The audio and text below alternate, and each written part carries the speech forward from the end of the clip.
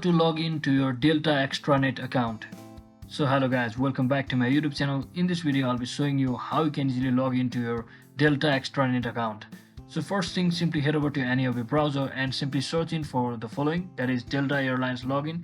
And once you search in for that, you have to scroll all the way down and just click on this sign in button over here, and it will take you to this page where you'll have to enter your Delta login or PPR code. So once you enter it, just click on this password section and you have to. So once you enter your password, just click on sign in, and if you have forgotten or are facing any issue regarding your signing up process, you can simply click on this trouble signing up option.